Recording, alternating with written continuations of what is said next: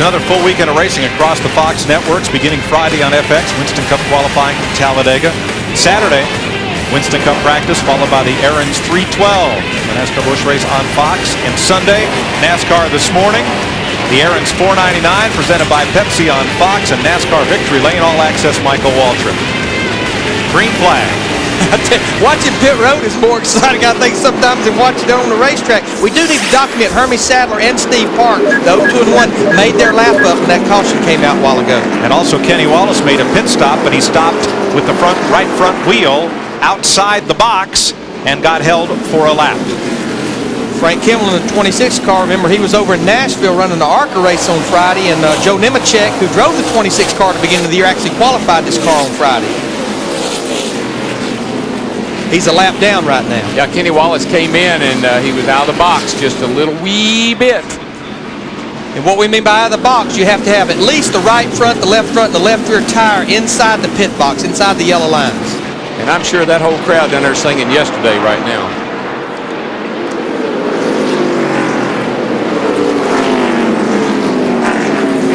Now those are all lead lap cars right there, with the exception of Elliott Sadler. And Jeff Burton now in second place.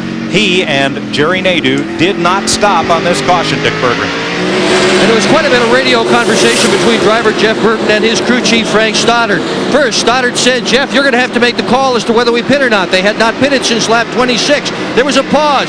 Burton said, Frank, I think you better make this call. And there was a call, and it just went back and forth and back and forth. And finally, Stoddard made the decision. Stay out. They want track position. However, they are worried about fuel. They don't want to run out. To Steve Burns. Well, Dick, when Dale Earnhardt Jr. pitted on lap 73, he got a bit of a scare when he took off after getting his service. When he accelerated, he was afraid he had hurt the drive shaft, but so far, so good. He told his crew just a few moments ago he's going to try to conserve the brakes. He got him heated up when he was battling with Jeff Gordon earlier. To Matt Yoko. Steve, under that caution, Ricky Craven, who currently rides in the 9th position, as his spotter, the big round mound of sound Fat Boy, Donnie Ebling, how the right side of his car looked, because he had some close calls under that last run. Fat Boy says, it looks awesome. He gave a little Alabama slammy, whatever that means. He said, but the car looks good. Then he said, hey, you had a real close call there with a 2 car. Did you see it? He goes, no. When things get that close, I try not to look. Thanks, Matt. You're riding with Bobby Hamilton behind Ricky Craven. And as I watch Bobby Hamilton, we've got a battle with Dale Jarrett, John Andretti, and Stacy Compton. This is a battle back for 23rd. But the 2 tires, I don't know, Darrell. I believe I don't want to try that no more. It got us a little track position, but I think it's not paying off here as we get into a run. No, and Larry, you know, you can go the well of times, but that can't be your game plan. You got to think 4 tires, take 2 on. I always want to take 4 under car. If I have to pit under green, I can get by with getting 2. Tony Stewart, he's pulled up on the back bumper of our leader, Jerry Nadeau, and remember the difference is about 30 laps in tires. Tony Stewart pitted on lap 72. Jerry Nadeau pitted about lap 50, so that this is beginning to weigh out the difference in fresher tires right here. But I still think that's a great move Tony Furr, Jerry Nadeau, and the 25 car made. If it's going to give you the lead, if it puts you out front like the 25 is, yeah, that's worth the gamble. But if it's just going to pass up 2 or 3 cars and put you back in the middle of the pack, I wouldn't do that. Not worth it. Now, the last time we were on a short track, well, here goes Stewart for the lead. Down to the inside on Nadeau. And scoots off the corner in first place. Boy, his car, Darrell, it just rolls through the middle. Right, I mean, that's where we talk about where you beat people. If your car will roll through the middle and stay around the bottom, you can turn that wheel and pick that throttle up, you can go here. Yeah, that's what it does. It allows you to do. You get back to the gas so much quicker. You exit the corner so much faster than the guy in front of you. And we talked about this early. Dale Earnhardt Jr. is quite a bit faster than Mike Skinner in the 4 car, but Mike Skinner's protecting that bottom, and Dale Earnhardt Jr. can't get by him. I wouldn't keep doing that if I was... Well, Jerry Nadeau, he's way high down in 3 and 4. I'm sorry, Darrell. That's okay. Looked like he overdrove the entrance, possibly. And that's what happens. You lose a little grip, and you drive down in there, and all of a sudden it won't stick. Now they have him trapped up on the high side. These cars have such huge brakes on them, Larry, as you well know, that you can over-brake the car. Lock up the right front tire, or almost lock it up, and the car will just take off with you. Now, in Mike Skinner's defense, he is the 4th place car. He can't just move over for Dale Jr. That's a battle for position. No, because if he moves over and lets Dale Earnhardt Jr. by, he's going to go from about 4th to about 15th back there. They're lined up behind him. Well, I don't expect Mike Skinner's going to move over and let anybody go by if he was 5 laps down. But this is not his style. This is a good run for this group. Well, just think about Bobby Hamilton in this 4-car here through the years. Always ran pretty good here. Actually won here.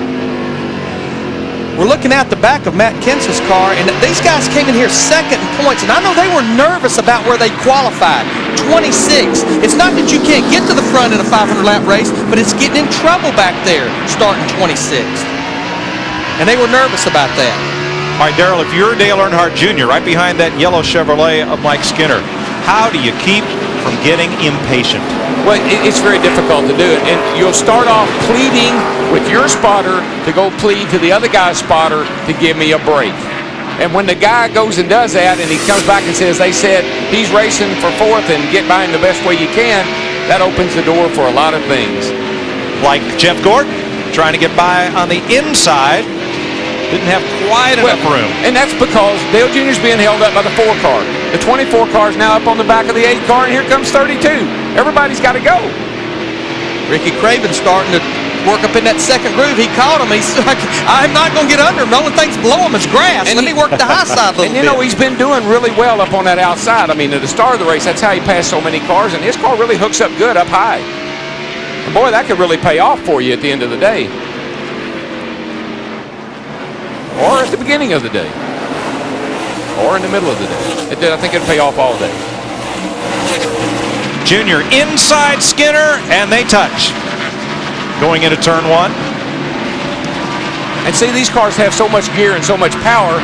When you try to jump in the throttle to get it, take advantage of him sliding up a little bit, you just get your car sideways. Junior's best end of the racetrack is down here at the south end in turns 1 and 2. And they are different. Turns 1 and 2 is bumpy. You go in there low, the car chatters right through there. Bop, bop, bop, bop, bop, on that concrete. Down here in 3 and 4, it's a little smoother, but it's loose off.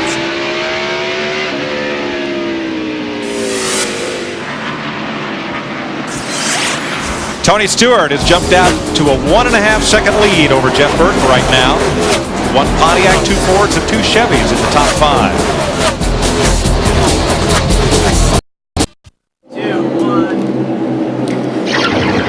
Welcome back to the Virginia 500, presented by Yamaha. We're live at Martinsville Speedway. Virginia is for lovers, and if you love short track racing, well, you're in the right spot. The oldest and shortest track of the Hollywood Hotel with Jeff Hammond observing with Tony Stewart leading at the moment. Jeff Gordon came in on the pole, still looking for his first victory of the year, and currently running 5th.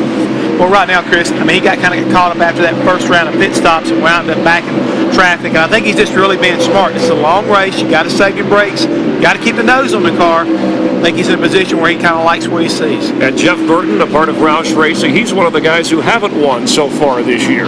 No, but they've been looking pretty good at different times. And this is a racetrack that they've run well at before.